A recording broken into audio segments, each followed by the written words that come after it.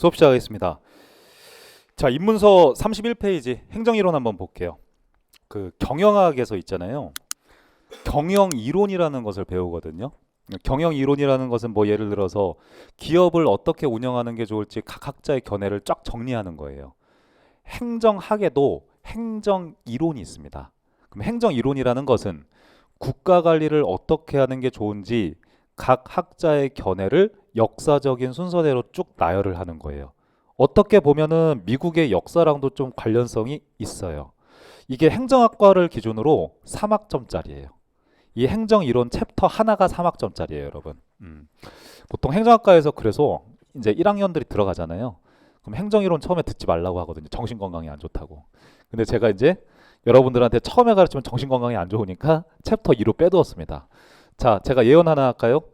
이 행정 이론에서는 무조건 한 문제가 나와요.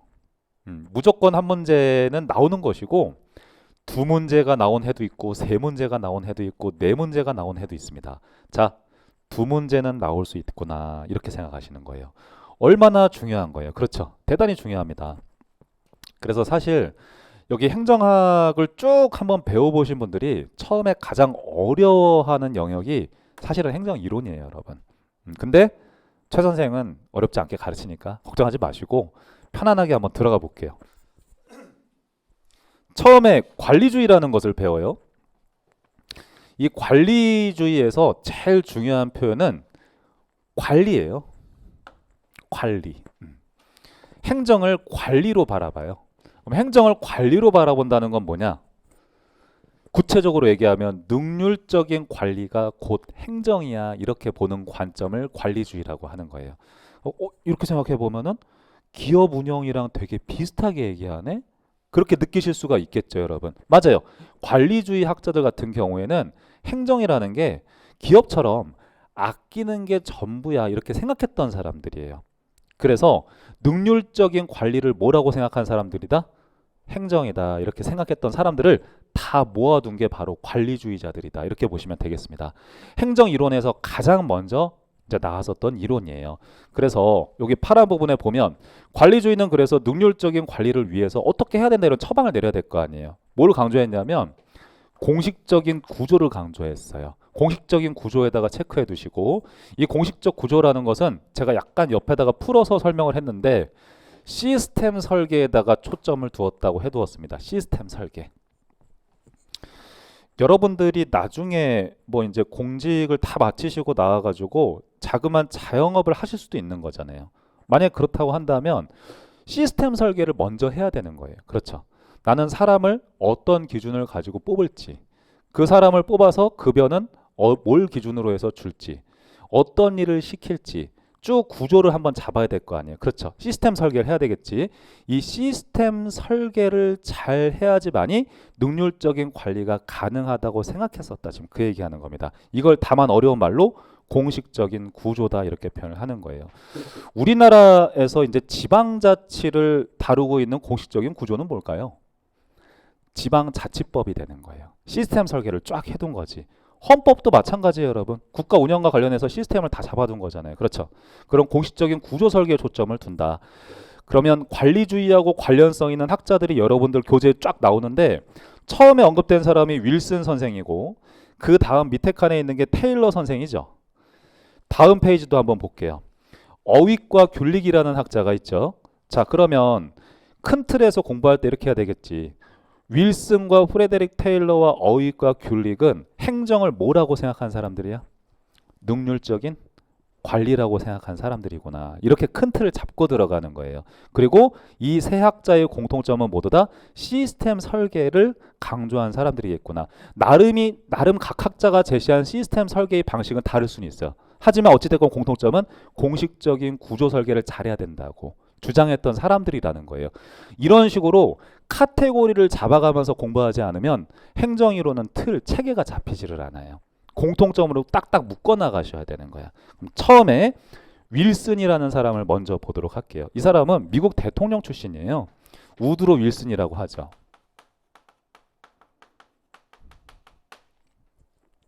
우리 우드로 윌슨 선생은 우리나라의 이승만 대통령하고 인연이 있으세요. 이승만 대통령은 대통령이죠. 윌슨 대 대통령이잖아요. 윌슨은 이승만 대통령의 지도 교수님이셨어요. 신기하죠? 제자와 선생이 다 대통령이 되었네. 윌슨의 얘기 한번 들어볼게요. 이 사람이 1887년에 행정의 연구라는 글을 쓰세요. 논문을 쓰세요. 여기에서 처음으로 정치행정 이원론을 주장하신 분이에요. 자, 우리 아까 정치행정 이원론 배웠던 거 기억하시죠? 정치행정 이원론의 개념이 뭐였어? 야, 정치인들은 정책 결정하고 행정부는 능률적인 관리 및 집행만 잘 하자. 국가 관리할 때 그런 체계를 잡아야지 능률적인 관리가 가능해지는 거야. 이렇게 주장을 했던 거예요. 해서 윌슨은 뭘 주장했다? 정치행정 이원론을 처음으로 주장하신 사람이다. 꼭 외우셔야 되는 거예요. 그럼 제가 워딩을 다 빼놨으니까 굵직굵직하게 또 설명을 드릴게요. 그럼 정치행정 이원론을 주장했었던 분명히 이유가 있으실 거예요. 그 이유가 역관주의라는 인사행정 때문이다. 인사행정 제도 때문이다. 그러는 거야. 그럼 역관주의는 여러분들이 지금 처음 들어봤을 거란 말이에요. 이거 좀 설명을 드려야 돼요. 역관주의라고 되어 있는데 괄호 열고 영어 나왔어. 여러분들 영어 배우니까 스포일 시스템이라고 표현을 해요. 이거 스포일이라고 하면 동사로 보통 망치다라고 배우죠. 명사로는 뭐라고 하냐면 전리품이라고 해요. 전리품. 우리 전리품 하면 뭐예요? 근데 전쟁에서 승리하고 나서 얻은 모든 물건을 다 전리품이라고 하죠. 저기서 말하는 전쟁은 대선을 얘기해요. 대선. 대선에서 승리한 집권 정당에서 모든 공무원들이 다 나오는 인사행정 시스템인 거야. 그럼 역관주의라고 하는 거야. 최 선생이 대통령이 됐어. 내가 대통령이 됐어. 그럼 대통령이 나온 정당이 집권 정당이 되죠. 그럼 내가 이제 정당인들을 쭉 보면서 넌 내가 대통령이 되는데 아주 혁혁한 공을 세웠어. 너는 행정부 들어가서 공무원 해. 이게 역관주의예요. 그래서 다 집권 정당에서 공무원이 나오게 되는 겁니다.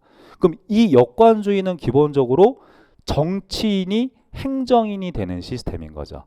근데 우드로 윌슨은 야, 이렇게 사회에서 전문성을 요구하는 이 시대에 전문성도 없이 정당에 대한 충성도가 높다는 이유만으로 공무원이 되니까 행정의 비능률이 막 증가하잖아.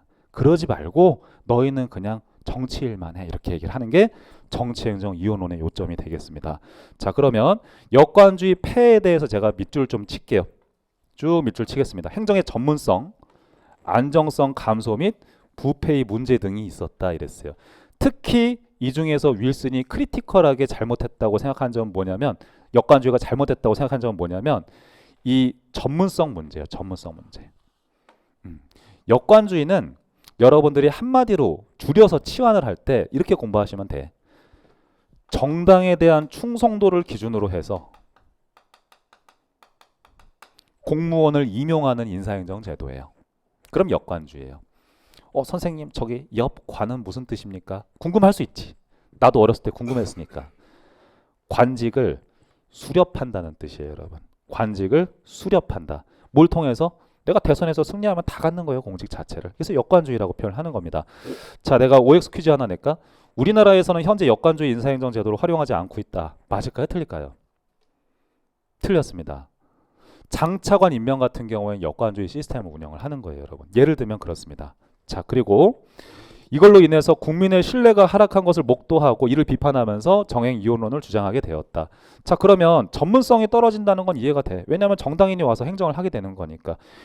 여러분들은 지금 정당에 대한 충성도를 기준으로 임용이 되는 시스템이 아니에요. 시험 성적을 가지고 공무원을 뽑는 거죠. 이런 인사행정 제도를 실적주의라고 하는데, 이때는 시험 성적 그런 거 필요 없어. 이 잭슨 대통령이 역관주의를 공식적 인사행정 제도로 도입한 사람이거든. 우리 잭슨 대통령님은 이렇게 생각하셨던 거야. 야, 행정을 하는데 무슨 전문적인 지식이 필요해. 상식만 있으면 돼. 왜? 그 사람이 역관주의를 도입한 해가 1829년도였어요. 근데 1829년도라는 그 시기는 미국이 본격적인 산업사회로 들어가진 않았던 시기야. 사회가 단순했었단 말이야. 그러니까 그냥 정당인들이 가서 그냥 행정부 가서 일을 하면 돼. 이렇게 생각했던 시기예요. 근데 사회가 점점 발전하면서 19세기 말이 됐잖아요. 이 시기가 되니까 전문적인 지식이 필요할 수밖에 없는 거예요. 그러니까 이제는 시험 보고 뽑게 되는 실적주의 인사행정 제도가 얘기가 나올 수밖에 없는 거예요. 여러분들은 현재 실적주의 적용받는다고 생각해도 올바른 선지가 되겠죠. 그럼 전문성 문제는 이해가 되는데 안정성 감소 얘기가 있어요. 이거는 뭐냐면 당시에 역관주의 인사행정 제도는 지금처럼 신분 보장을 해주질 않았어요. 이거는 대통령의 국정 철학과 관련성이 깊어. 여러분들 그 뉴스 같은 데서 철밥통 얘기 나올 때 있죠. 솔직히 조금 기분 나쁜 얘기거든. 여러분들 입장에서. 무슨 철밥통, 나도 힘들게 일하는데. 그런 생각 들잖아. 근데 잭슨 대통령 같은 경우에는 공무원한테 신분 보장을 해주면 열심히 일을 안 할 거라고 생각을 했어요. 야, 누가 신분 보장해 주는데 열심히 일을 하겠어. 그냥 그러지 말고 자의적인 해고가 가능하도록 설계하자. 이렇게 생각했던 사람이 잭슨 대통령이세요. 그래서 행정의 안정성이 떨어질 수밖에 없었던 거지. 왜? 무릇 국가의 정책이라는 것은 오늘 내일 하면서 막 바뀌면 안 돼요. 장기적으로 정권이 바뀌더라도 꾸준히 유지되어야 하는 속성이 있어야 되는 거잖아. 근데 신분 보장이 안 되다 보니까 안정성이 떨어지는 문제가 있었다. 그 다음에 두 번째, 부패 문제가 있었대. 이건 뭐냐? 그래? 어유 그러면 나 잘리기 전에 많이 해 먹어야 되겠다. 그런 생각이 팽배했던 거지. 그래서 부패의 문제들도 항상 있었다는 거야. 여러 가지 역관주의 문제가 있었지만 가장 중요한 건 여기서 지금 문제 삼은 건 전문성이 떨어진다는 거예요. 전문성이 떨어진다. 정행 이혼론을 주장하셨습니다. 세 번째 칸, 행정학의 아버지라고 불리우세요. 누가? 윌슨 대통령이. 왜? 정치행정 이혼론을 주장한 그 시점으로부터 능률적인 국가관리를 어떻게 해야지 가능한지에 대한 본격적인 연구가 진행이 되었기 때문에 행정학의 아버지라고 불리고 있습니다. 그래서 행정학과 들어가잖아요. 가장 먼저 배우는 사람이 우드로 윌슨이에요. 시험에 잘 나올까요? 안 나올까요? 잘 나오죠, 여러분. 당연히 시험에 잘 나오는 거예요. 그런 거예요, 여러분. 그래서 보면 윌슨은 행정의 연구는 미국 행정학의 학문적인 기원이다 이러는 거죠. 이때서부터 본격적인 행정학 연구가 이루어졌다. 두 번째 점은 참고로 리딩을 해두시는데 윌슨은 유럽 국가 행정을 참고해서 능률적인 국가 관리를 어떻게 해야 될지를 나름 디벨롭 시킨 사람이라는 뜻이에요. 이게 무슨 말이냐? 그냥 무에서 유를 창조한 건 아니에요. 당시 유럽 국가의 능률적인 행정은 어떻게 해서 이루어지는가를 윌슨 대통령이 이렇게 관찰을 해보니까 아하, 쟤네들은 관료제라는 조직 구조를 활용하고 있네. 관료제라는 조직 구조를 우리도 활용하면 좋겠다 해서 참고했다는 얘기가 되겠습니다. 따라서 자, 시험 문제를 풀 때 관리주의 학자들은 선호하는 조직 구조가 뭐냐 이랬을 때 떠올려야 되는 게 뭐겠어요?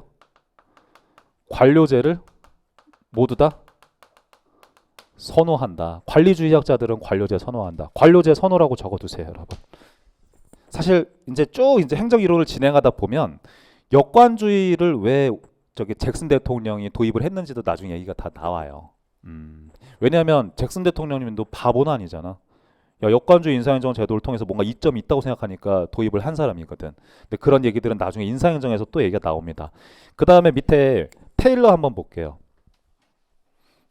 이건 경영학 얘기예요, 사실은. 프레데릭 테일러의 과학적 관리론.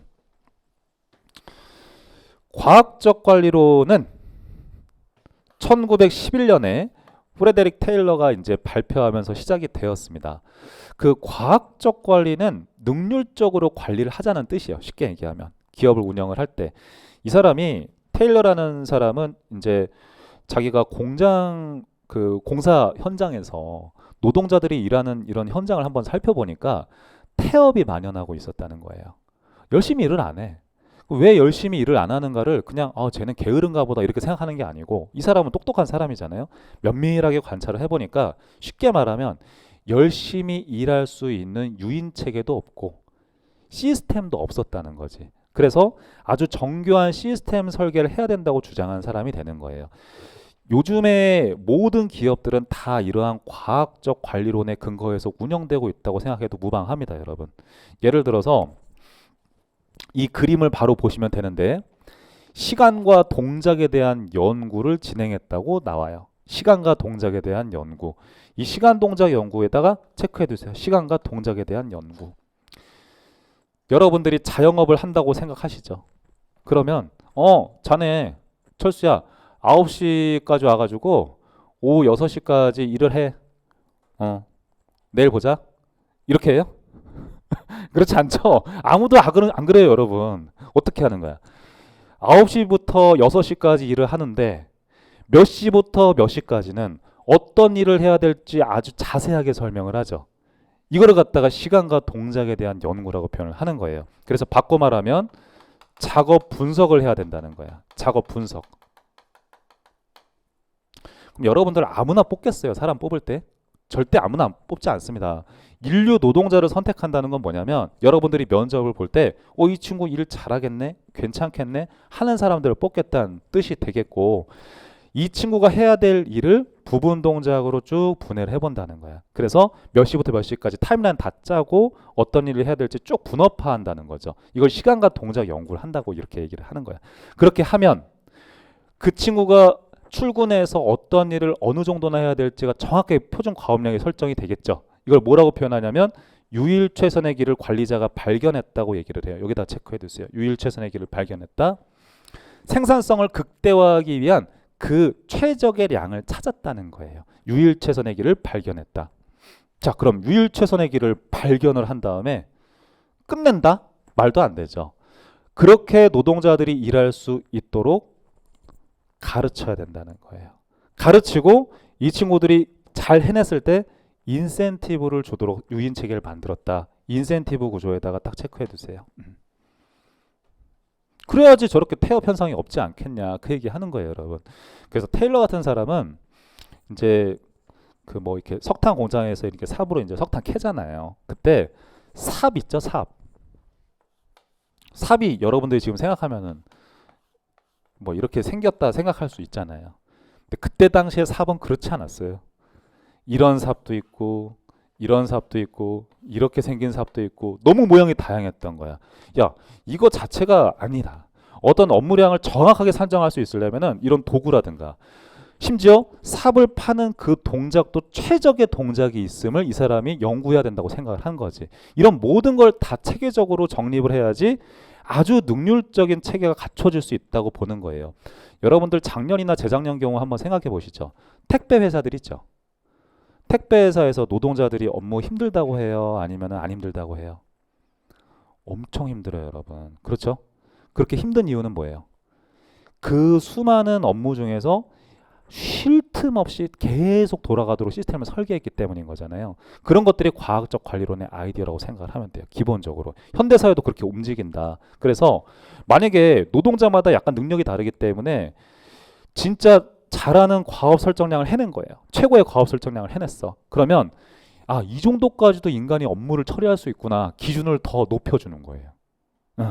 그렇게 해서 이걸 또 표준화하는 시스템으로 만드는 거지. 성공자는 우대한다. 실패자에 대해서는 어떤 손실을 한다. 뭐 인센티브를 주지 않는 시스템을 만드는 거죠. 급여를 깎는다든가 여러 가지 방식이 있을 수 있는 겁니다. 자, 그러면 프레데릭 테일러를 여러분들이 공부하실 때는 키워드는 기본적으로 이래요. 시간과 동작 연구를 해서, 즉 작업 분석을 해서 유일 최선의 길을 발견하여 노동자들을 훈련시키고 잘하는 사람은 돈 준다, 돈 더 준다, 이렇게 잡아 두시는 거예요. 이런 틀 자체가 현대 사회에서도 모든 기업한테 다 적용이 되는 방법이 되겠습니다. 자, 그래서 행정 이론에도 이런 이론을 우리가 배우는 이유가 뭐냐면 이런 아이디어 자체가 기본적으로 능률적인 관리하고 관련성이 있기 때문이라는 거지. 그래서 프레데릭 테일러를 관리주의 한 사람으로 넣어서 가르치고 있는 겁니다. 행정학에서. 오케이. 저 밑에 보세요. 테일러의 과학적 관리에서 관리자는 생산 증진을 위하여 노사 모두를 이롭게 해야 된다고 주장을 했어요. 만약에 사업자만 이롭게 해야 된다? 이러면 틀린 선지가 돼. 노동자도 모두 이롭게 해야 된다고 생각했던 사람이에요. 사실은. 근데 요즘 현대 사회에서 약간 왜곡된 면이 있지. 누구만 이롭다? 사업자만 위주로 이제 많이 이로운 어떤 사회가 된다, 이렇게 비판을 받을 수도 있겠지만 테일러는 이렇게 능률적인 관리해야 되는 이유 자체를 그래야 노동자도 좋고 사업자도 좋다고 본 거야. 예를 들어서 사업자가 능률적인 관리를 통해서 순이익을 많이 내잖아요.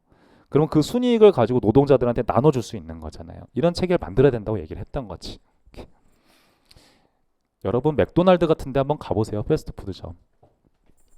요즘에는 안 간 지가 좀 됐는데 처음에 거기 가서 주문할 때 한번 보면 안에서 일하는 직원들 되게 각자 맡은 일을 맡아가지고 바쁘게 움직이지 않습니까? 다 과학적 관리라고 생각하시면 돼요, 여러분. 그 다음에 어휘과 교릭을 들어갈게요. 자, 거기 보면 이 사람들을 원리주의자라고 부르기도 한다. 원리주의자. 능률적인 관리를 위한 아주 보편적인 법칙을 발견하려고 했던 사람들이라는 뜻이에요. 이렇게만 관리하면 무조건 전 세계를 막론하고 다 능률적인 관리가 가능하다고 주장했던 사람들이기 때문에 원리주의자라고 불리기도 합니다. 자, 그래서 몇 가지 원리를 당연히 제안을 했겠죠. 그 중에서 하나가 행정의 4대 원리라는 게 있어요. 그럼 이거는 간단한 개념 정리만 하시면 되는데, 전문화의 원리라는 것은 분업을 얘기하는 거예요. 분업. 일을 세분해서 나눠야지만이 능률적인 관리가 가능하다고 생각했던 거지. 이거는 뭐 한국을 막론하고 일본도 그렇고 미국도 그렇고 다 마찬가지라는 뜻이 되겠습니다. 그 밑에 칸에 한번 보세요. 명령 통일의 원리라는 표현이 나왔어. 이거는 한 명의 상관에게 보고해야 된다는 뜻이에요. 한 명의 상관에게 보고한다. 입장 바꿔 생각해 볼게. 상관이 있어. 체육진이 있어요. 그럼 내가 보고하는 상관이 이렇게 되게 많아진다 생각해 보세요. 그럼 일이 복잡해요, 안 복잡해요? 복잡하죠. 그래서 능률적인 관리를 위해서는 한 명의 상관한테 보고하고 한 명의 상관으로부터 지시를 받아야 된다는 거지. 이걸 갖다가 명령 통일의 원리라고 하는 거야. 이렇게도 하고 이렇게도 하고 이렇게도 하게 되면 복잡하고 혼란스럽잖아요. 그래서 이걸 명령 통일의 원리라고 한다. 이걸 지켜야지만이 능률적인 관리가 가능하다고 생각을 했던 거지. 그 밑에 칸에 통솔 범위의 원리라고 나왔어요. 얘는 적절한 부하의 수예요.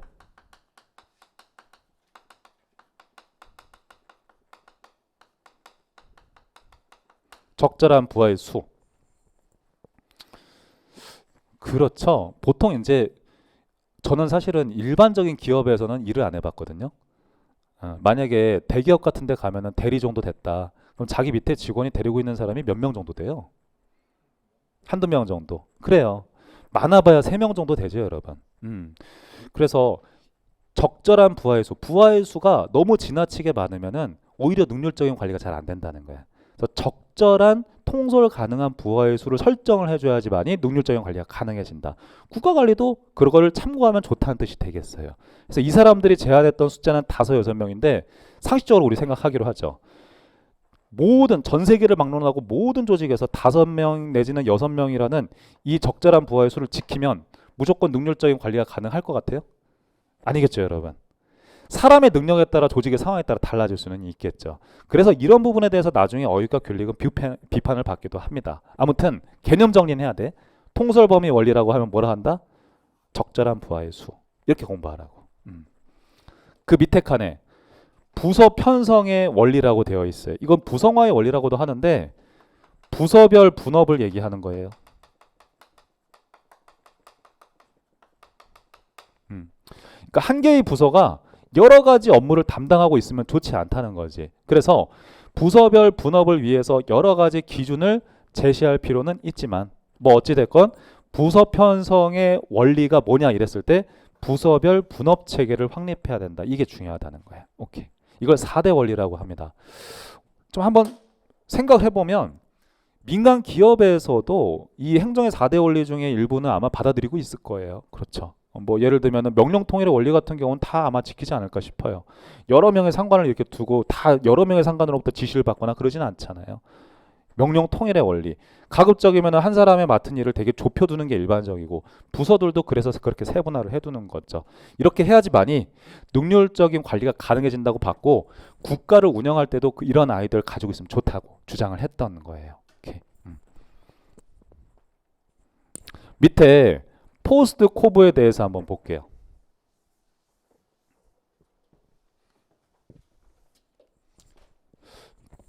이 포스트 코브를 공부하실 때 플래닝으로부터 시작을 해서 맨 밑에 칸에 보면은 버제팅까지 7가지 기능이 있죠.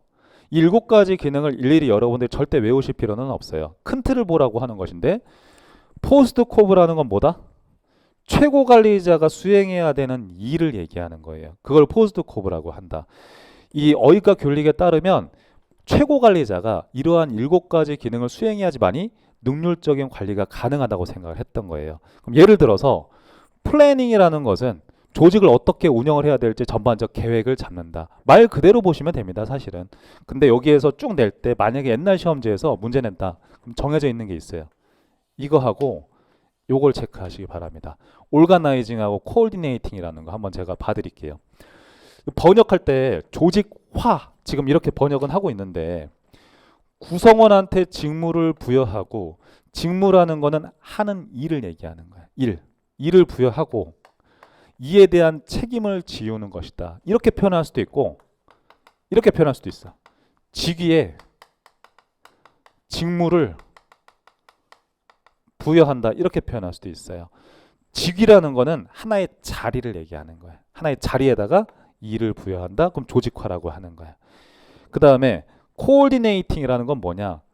부서와 부서 간의 업무가 유기적으로 연결된다. 유기적으로 연결된다에다가 체크를 하세요. 유기적으로 연결된다. 이거를 조정 및 통합이라고 표현하는 거예요. 우리 행정학에서는. 바꿔 말하면 조직력을 확보하는 거야. 축구팀을 기준으로 한번 생각해 보시면 되거든, 사실은. 그러니까 너가 미드필더 해라, 너가 골키퍼 해라, 너가 공격수 해라. 이거는 분업이에요. 너가 이러이러한 일을 하면 된다. 근데 그렇게 분업화만 되어 있다고 해서 그 축구팀이 되게 강한 건 아니죠, 여러분. 팀 조직력이 필요한 거잖아. 그들 간에 연결되는 협력 체계가 분명히 필요하다는 거지. 그런 것들도 최고 관리자가 지정을 해주는 게 좋다. 지금 그 얘기하는 거예요. 이걸 갖다 코올디네이팅이라고 하더라. 자, 그러면 다른 것들은 영어 그대로 보면 됩니다. 스태핑이다. 사람을 충원하는 거. 디렉팅이다. 지휘한다. 조직 전반을 이끌어 나가는 거. 자기가 많은 의사결정권을 가진 채로.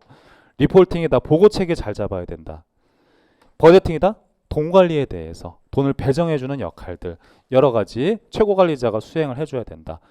이 포스트 코브를 최고 관리자가 잘 수행해야지만이 능률적인 관리가 가능해진다는 뜻인 거예요. 그래야지 국가 관리가 용이해진다. 국가 관리할 때 참고하면 좋다는 뜻이 되겠죠. 좋아요. 큰 틀을 한번 잡아봤습니다. 관리주의 학자에 대한 비판점을 한번 볼게요.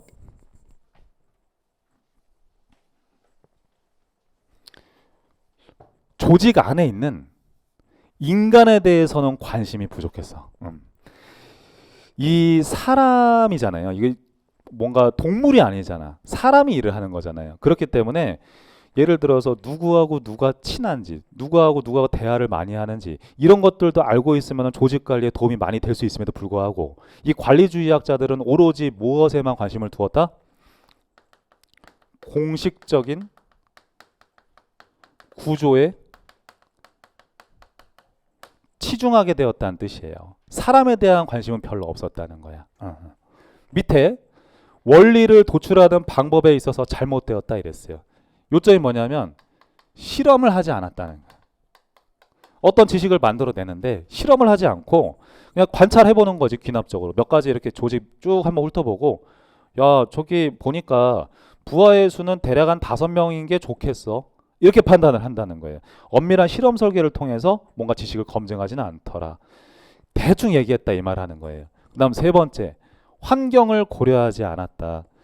조직을 폐쇄체제로 간주했다고 나왔죠, 여러분? 요거 용어 중요합니다. 폐쇄체제라는 부분 체크해 두시고 국가 관리할 때 환경에 대한 분석은 치밀하게 하지 않았다. 환경을 고려하지 않았다.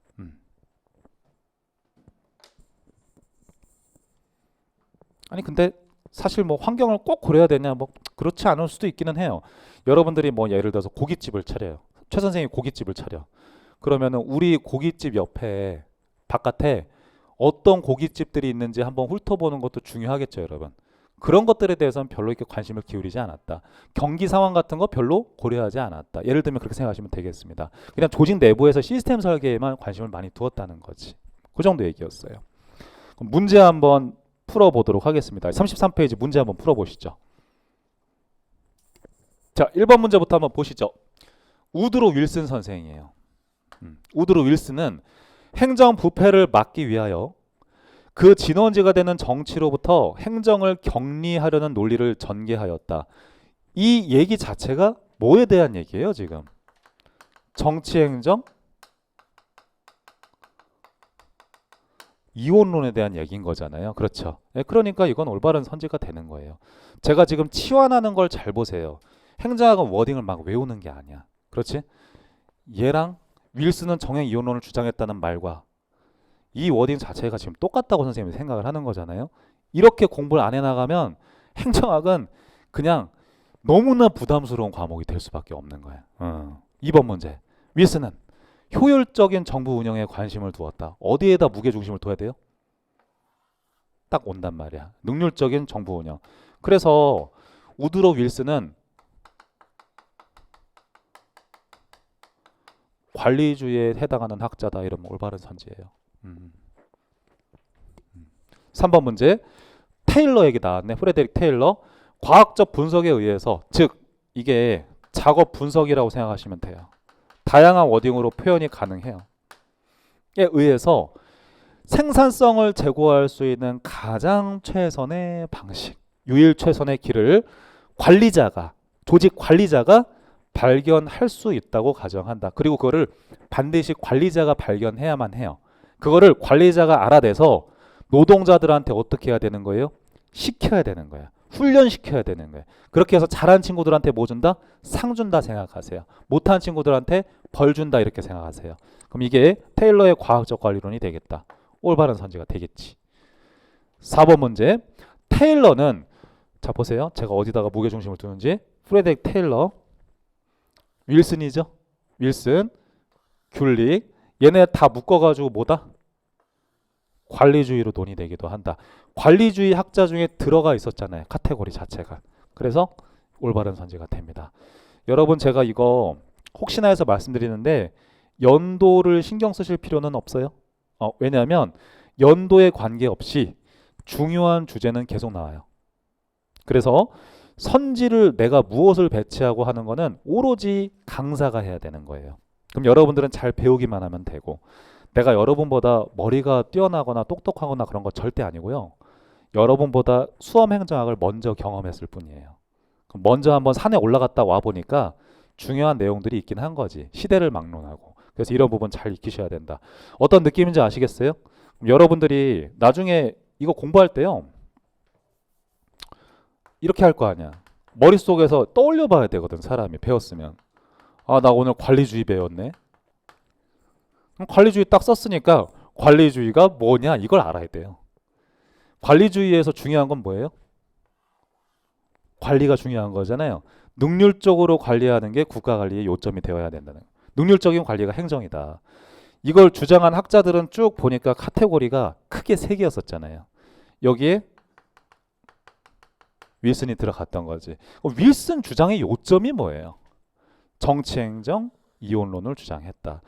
정치인이 해야 될 일과 행정인이 해야 될 일을 엄밀하게 구분해야 된다는 거예요. 그래야지 능률적인 관리가 가능해진다. 그런 시스템을 잡아야 된다는 거예요.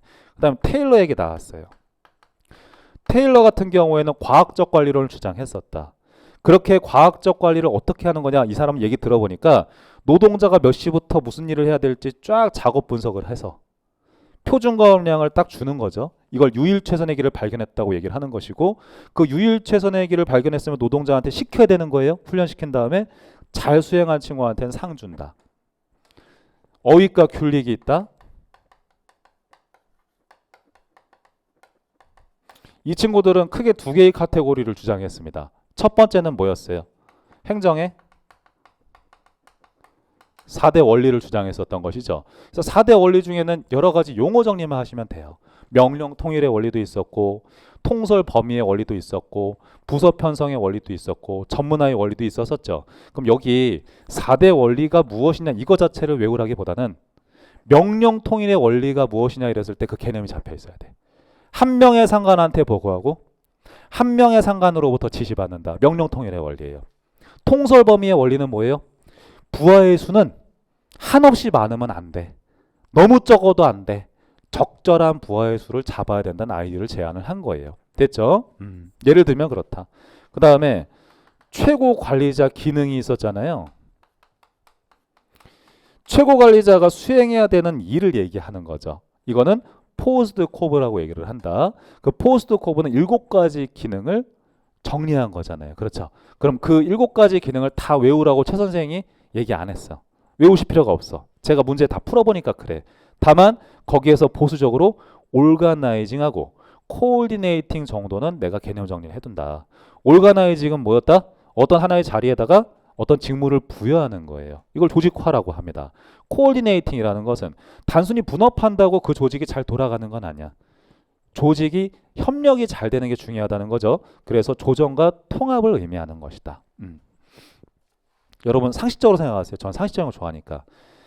방문각에서 책을 낸 거죠. 그럼 방문각이라는 학원 내에는 출판부가 있다는 거예요, 없다는 거예요? 출판부가 있다는 거예요, 여러분. 그렇죠? 그 다음에 온라인 부서가 있을 거 아니에요. 오프라인 부서가 있을 거 아니에요. 부서가 여러 가지가 있을 수 있는 거잖아요. 이들 간에 각자 따로따로 놀면은 순이익이 나오겠습니까? 안 나오죠. 상호 조정이 업무 조정이 잘 돼야 되는 거예요. 어떤 느낌인지 아시겠어요?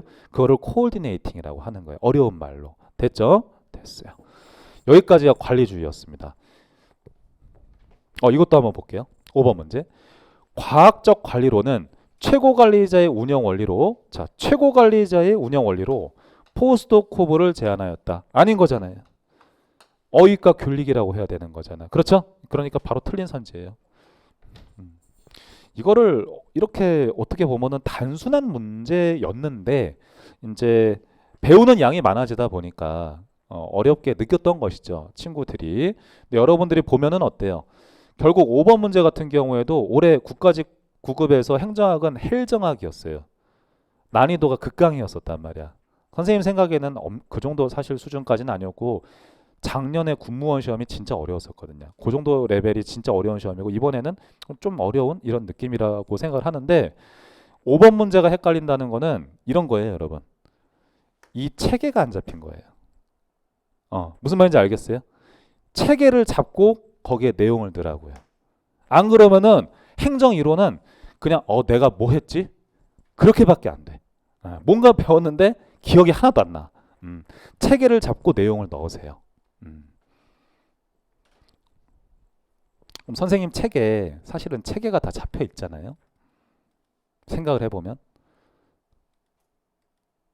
윌슨은 지금 관리주의 있어요. 윌슨이 있고 테일러 있고 어휘과 균릭이 있다. 이 표 자체로 레이아웃을 꾸린 이유가 있는 거예요. 왜냐? 이렇게 공부하려고 하면 여러분들이 다 직접 손으로 써야 되잖아. 그렇지 않고 표를 통해 가지고 여러분들이 바로 직관적으로 체계를 파악하라는 뜻입니다. 사실은. 그 다음에 인간주의 볼게요.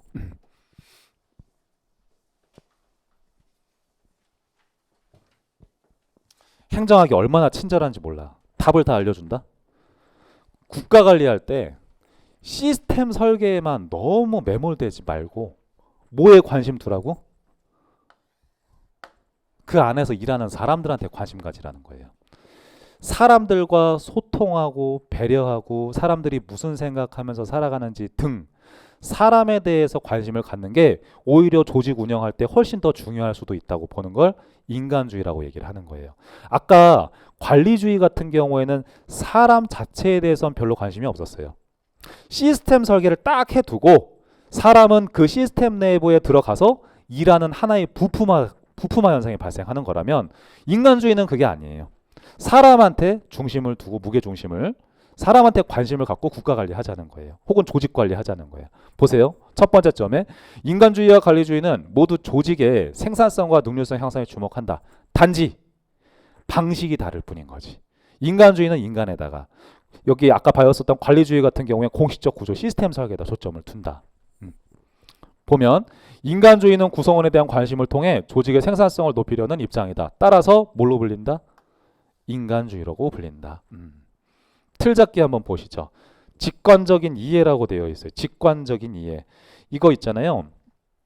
직관적인 이해니까 외우라는 뜻은 아니고 예를 들어서 한번 생각을 해보자고. 자, 한번 볼게요. 전쟁터에 군인이 있어요. 그럼 전쟁터로 예를 들어서 제가 파병 갔어요. 그래서 전쟁에 제가 참여하게 됐는데 내가 적군을 몇 명 이렇게 죽일 때마다 돈을 얼마 더 받는다. 그래서 열심히 일합니까? 그게 아니죠, 여러분.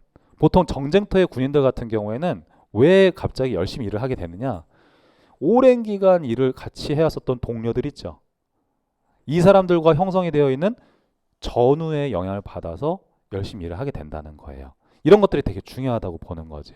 그럼 인간주의에서 말하는 중요한 요소는 뭐예요? 사람과 사람 사이에서 나타난 여러 현상들이 있잖아요. 거기에 관심이 필요하다는 거야. 소방관들도 마찬가지예요. 소방관들이 인센티브 돈을 더 많이 받기 때문에 위험한 화재 현상에 뛰어들고 그런 게 절대 아닙니다. 이게 아니죠. 동료애 같은 거 우리가 생각해 볼 수 있는 거죠. 그러면 조직 관리나 국가 관리를 할 때 동료애라든가 이런 것 등을 잘 신경을 쓰고 관리해 주면은 생산성이 높아질 수도 있겠다. 이런 아이디어가 가는 거지. 그 밑에도 볼게요. 이거 이제 맞춰 보세요. 학원 커리큘럼 vs 면학 분위기 인출하려는 개인의 노력, 선생님에 대한 호불호라고 나왔어요. 자, 보면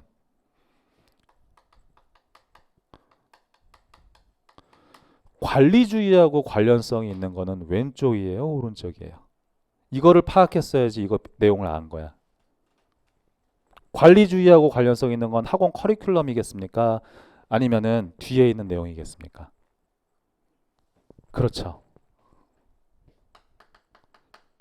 이게 관리주의하고 관련성 있는 것이고, 오른쪽에 있는 게 인간주의하고 관련성 있는 내용들이다. 그럼 여러분들 한번 생각을 해볼까요? 이런 것들이 여러분들 성적에 더 좋을까요? 올리는데 아니면은 이게 더 좋을까요? 양자택일을 해봐라 하면 어려운 문제긴 하지만 어때요? 둘 다 중요해요. 맞습니다. 근데 제가 학원가에서 있어 보니까 커리에 엄청난 차이가 있을까요? 여러분 커리는 형식이에요, 형식. 커리가 여러분들을 만들지 않아요. 그거 아니고요.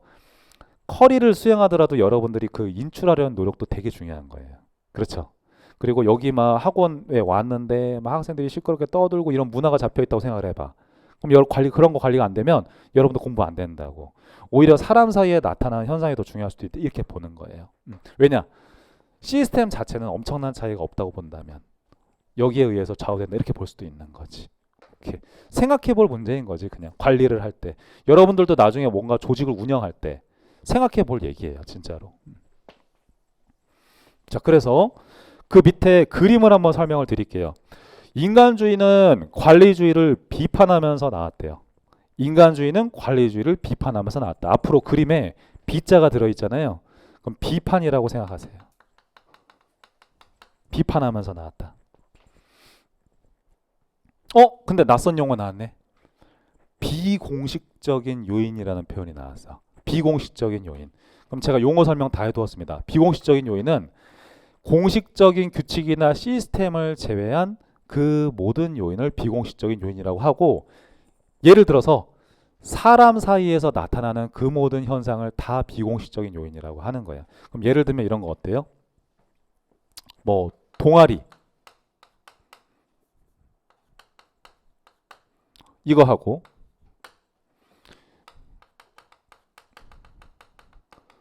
인사부서 이렇게 돼 있어요. 그럼 얘는 공식적인 조직이죠. 얘는 비공식적인 조직이거든요. 이것도 비공식적인 요인에 들어간다 생각하시면 좋아요. 또 한편으로는 이런 것도 돼. 친한 사람의 모임. 이거 비공식적인 요인이 되는 거예요. 오히려 이런 것들이 더 중요할 수 있다는 거지. 사람 사이에 나타난 현상들도 마찬가지예요. 아까 우리가 봤었던 동료애, 전후애 이런 것들이 있죠. 이런 것들도 다 비공식적인 요인에 들어가는 표현들인 거야. 그래서 이거는 큰 틀 안에서 여러분들이 봐야 된다. 근데 인간주의가 봤을 때 관리주의는 이러한 부분들은 조직 관리할 때 신경을 크게 쓰지 않았다고 얘기를 하는 거죠. 그래서 인간주의라고 불리는 것이다. 인간주의라고. 이렇게. 등장 배경서부터 한번 보면, 자, 인간주의는 관리주의 중에서 특히 과학적 관리론에 대한 반작용으로 나타났다. 과학적 관리론은 어디에 들어가 있었던 거예요? 관리주의 안에 들어가 있었죠. 그래서 관리주의에 대해서 비판하면서 나타났다. 이렇게 표현해도 아무런 상관은 없습니다. 왜? 너무 시스템 설계에만 초점을 두었었으니까. 개념에 보면 시스템 설계와 같은 공식적 구조가 아니라 사람 사이에서 나타나는 다양한 요인에 초점을 두고 조직을 운영하는 것이, 혹은 국가를 관리하는 것이 훨씬 더 좋을 거야. 이렇게 바라보는 학자들이 되는 거죠. 자, 보면 인간은 사회 심리적인 존재라고 바라본다. 이런 말이 나왔어요. 이게 양 용어를 합친 거거든요. 사회적 존재라는 표현하고 심리적인 존재라는 표현을 합쳐서 사회 심리적 존재라고 해요. 그럼 예를 들어서 사회적 존재라는 건 뭐냐면 제가 옆에 날개에다가 다 설명을 해두었죠, 여러분. 사회적 존재라는 것은 주변 사람의 영향을 받는 게 인간이라는 뜻이에요. 주변 사람의 영향을 받는 게 인간이다. 제가 이제 이거 클래스 운영을 해보면 이렇습니다. 만약에 지금 동형 모의고사 클래스를 기준으로 한번 말씀을 드리자면 무난하게 시험 문제를 제가 출제하잖아요. 그러면은 한 27명 정도 중에서 절반 이상이 다 80점 이상이 넘어가요. 실력이 잘 갖춰졌다는 뜻이 되는 거죠, 여러분. 여기서 이번에 지방직에서 붙을 친구가 굉장히 많을 거예요. 잘 갖춰졌기 때문에 주변에 그런 사람들이 많으면 많을수록 성적이 조금 낮은 사람도 그 분위기에 휩쓸려서 열심히 하게 될 수 있다는 겁니다. 이걸 사회적인 존재라고 하는 거예요. 그러니까 비공식적인 요인 같은 게 중요하다고 얘기를 하는 거지. 또 한편으로 심리적인 존재라는 건 뭐냐면 내가 목표를 세우고 그거를 달성했을 때 심리적인 만족감을 느끼는 존재가 인간이라고 봐요. 그리고 그러한 심리적인 만족감 때문에 열심히 일을 할 수 있는 게 인간이기도 하다 이렇게 바라봅니다. 근데 관리주의에서는 인간은 어떻게 해야지 열심히 일을 한다고 봤냐면 아까 테일러 생각하시면 돼요. 테일러는 일 잘하면 뭐 준다고 했어요? 돈 줘야 된다고 얘기를 했었죠. 그렇게 사람이 돈 줘야지 열심히 일을 한다라고 바라봤던 게 관리주의 쪽 입장이다. 얘네는 반드시 그런 건 아니라는 거지. 동료애 때문에 열심히 일을 할 수도 있는 거예요. 주변의 영향 때문에 열심히 일할 수도 있는 것이고. 메이오라는 학자가 있어요. 인간주의 내부에. 유명한 실험이에요. 사회과학에서. 한 번쯤 뉴스에서는 들어보셨을 것 같아요. 지금 뭐라고 했습니까? 호손 실험이라고 했죠. 메이오의 호손 실험은 관리주의하고 관련된 실험이다. 맞아요, 틀려요? 틀린 선지죠. 인간주의하고 관련성이 있다. 이렇게 해야 되는 거예요. 그럼 호손 실험의 결론은 뭐겠어요? 여기다 체크하세요. 두 번째 점에다가 비공식적인 요인에 신경 써서 조직 관리해야 된다는 결론을 이끌어낸 실험이 되겠다. 지금 이거 한번 볼까요? 이게 왜 호손 실험이냐면 호손 공장에서 5년간 실시된 실험이거든요. 이게 사실은 꽤 연구비가 많이 들어갔었어요. 처음에 연구를 할 때 이렇게 진행이 되죠. 시스템 설계와 같은 것들이 얼마나 생산성에 영향을 미치는지를 처음에 알아보고자 했어. 그래서 이제 노동자들이 일을 하잖아요. 여기 호송 공장이 일렉트릭 컴퍼니라고 번역을 해요. 일렉트릭 컴퍼니라는 것은 뭐 조명기구 같은 거 생산하는 회사 생각하셔도 괜찮습니다. 그런 공장들. 그래서 이제 노동자들이 일을 할 때 이런 조도 있죠. 조명의 밝기 같은 거. 이런 것 등을 처음엔 조율을 해봐요. 그 조명의 밝기를 밝게 해봤더니 노동자들의 생산성이 올라갔었어요. 그럼 만약에 조명의 밝기를 어둡게 하면 어떻게 해야 돼? 생산성이 떨어져야 되는 거잖아요. 근데 그러지 않고 생산성이 더 올라가. 이러니까 무슨 생각이 들었냐? 조명의 밝기랑 생산성이랑 별 관계가 없네? 이런 생각을 하겠죠. 또 한편으로 휴식 시간을 통제해봐요. 어떨 때는 휴식 시간은 5분, 어떤 때는 10분, 어떤 때는 15분 이렇게 통제를 해보면 바꾸면서. 근데 해봤더니 아니 10분일 때 노동자 생산량과 15분일 때 생산량과 20분일 때 생산량과 크게 차이가 없어요. 유의미하지가 않아. 그래서 생산성을 높일 수 있는 게 무엇인가 여러 가지 다 찾고 헤매다 보니까 나중에 알게 된 사실이 뭐였냐. 이 호송 공장에서 일하는 직원들은 아주 오랜 기간 동안 같이 일을 해왔던 거예요. 호흡을 오랫동안 맞춰왔던 거야. 그럼 이 사람들 사이에 뭐가 형성돼 있겠어요? 끈끈한 동료애가 있겠죠. 이 동료애 때문에 열심히 일을 하더라 이런 걸 밝혀낸 연구예요. 그러면 이제 호선 연구가 되는 겁니다. 결국에는 비공식적인 요인이 굉장히 중요하다는 것을 실험을 통해서 검증한 요인이 되겠다. 그게 인간주의가 되겠다는 거예요, 여러분. 사람이 중요하다. 인간주의의 특징과 한계 한번 볼게요. 굵직하게 한번 보시는데 공식적인 구조를 강조한다 이러면 틀린 선지가 되겠죠. 비공식적인 요인을 강조한다. 비공식적인 요인. 시스템 설계가 아닌 것들. 사람에 대해서 관심을 둔다는 뜻이 되겠고, 두 번째 점에 평면성을 띤 조직 구조를 선호한다고 되어 있어요. 자, 이건 제가 좀 설명을 해드려야 돼요. 보통 관리주의는 아까 제가 관료제 선호한다고 말씀을 드렸었죠. 관료제 같은 경우에는 계층의 수가 일반적으로 굉장히 많습니다. 여러분들이 삼성에 입사했다고 생각해 보세요. 직원으로 들어갔어. 이 대표하고 퇴직하는 그날까지 한번 만나게 될 일이 있을까? 많지 않죠, 여러분. 이게 직접 소통하는 기회가 별로 많지 않죠. 소통의 증진을 위해서 평면 조직이 좋다고 보는 거예요. 그럼 평면 조직이라는 건 이런 거야. 이렇게 조직을 설계하는 게 좋다는 거예요. 그럼 우측으로 조직을 설계한다는 건 무슨 의미냐면 계층의 수를 어떻게 한다? 좀 줄인다는 뜻이 되겠습니다. 그걸 갖다가 평면성을 띤 조직 구조를 선호한다고 얘기를 하는 거야. 그러면 맨 위에 계층에 있는 사람과 가장 하위의 계층에 있는 사람과 그래도 간격이 좀 짧아지잖아요. 그럼 소통이 잘 될 수 있다고 보는 거지. 사람에 대해서 관심이 많기 때문에 저런 구조를 선호한다. 궁극적인 목표는 사람한테 그냥 잘해주는 건 아니에요. 뭐에다? 생산성을 높이는 거야. 결국에는 궁극적인 목표는 생산성이야. 여러분들 나중에 입직하셔서 다 그래도 중간관리자나 조직에서 관리자가 되실 분들이거든요. 그럼 나중에 운영할 때 한번 생각을 해보세요. 여러분 조직을. 시스템 설계가 중요한 건지 아니면은 사람에 대한 관심이 중요한 건지 여러분들이 나중에 한번 생각해 보셔도 될 일이거든. 진짜로. 한계점. 인간의 경제적인 욕구를 상대적으로 등한시했다. 뭐냐? 아까 관리주의 같은 경우에 테일러가 잘하면 돈 주면 된다고 했었죠. 그럼 열심히 일한다고 했는데 얘는 그게 전부는 아니라고 보잖아요. 근데 야 그래도 돈을 줘야 되지 않겠냐 이런 비판을 받게 됐다는 것이고, 그럼 두 번째 환경과의 상호작용을 경시했다요. 자, 인간주의 역시 관리주의와 공통점이 있습니다. 조직 바깥에 있는 환경에 대해서는 분석을 게을리했었어요. 자, 그럼 내가 OX 퀴즈 낼게. 인간주의는 폐쇄체제적 관점일까 개방체제적 관점일까? 둘 중에 하나 찍어보세요. 폐쇄체제적 관점이라고 해야 되죠. 왜? 아까 관리주의가 폐쇄체제적 관점이었으니까. 자, 보면 지금 반대되는 표현이라는 거야. 폐쇄체제라는 표현하고 개방체제라는 표현은 반대되는 표현이다. 이렇게 생각하시면 돼요. 그럼 얘는 환경에 대해서 고려한다 안 한다? 안 한다. 얘는 환경을 고려해서 운영을 한다. 이렇게 보시면 돼. 내가 소고기 가격 고깃집을 운영해. 주변부에 얼마의 고기를 파는지 이런 거 한번 조사해 본다는 거. 시장 조사 같은 거. 그럼 개방체제적 관점이라는 거지. 오케이. 여러분 있잖아요. 그 OX까지 풀고 쉬도록 할게요. OX까지 풀고. 풀어보세요. 자, 저랑 같이 한번 풀어보시죠. 1번 문제.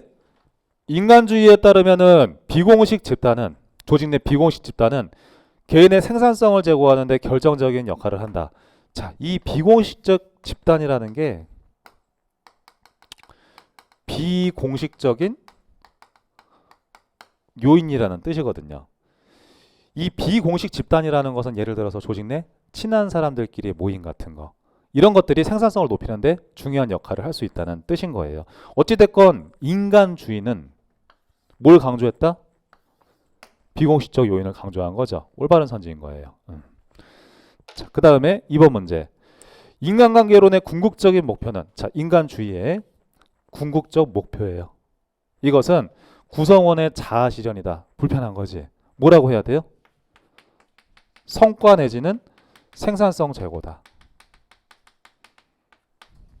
가는 거지. 틀린 선지가 되는 거예요. 3번. 인간관계론은 외부 환경의 영향을 고려하지 않는 폐쇄적인 조직론이다. 자, 인간주의는 폐쇄체제적 관점의 이론이 되겠다. 올바른 선지가 되겠죠, 여러분. 이렇게 좋았어요. 여러분들이 한번 생각을 해보는 거죠. 관리주의하고 인간주의에 대해서 배웠거든요. 얼마나 많은 기출문제가 나왔는지 모릅니다. 이 두 가지에 대해서. 자, 제가 이제 퀴즈 내볼까요? 계속 머리를 쓰게 만들어야 돼. 안 적으셔도 돼요. 어차피 나중에 기본서에 다 있는 내용이에요. 사실은. 얘네 공통점이 있고 차이점이 있을 거 아니겠어요? 공통점이라고 하면은 조직의 성과 제고를 꾀한다는 건 공통점이에요. 그렇죠? 다른 하나 공통점은 또 뭘까요? 생각나는 거 있습니까?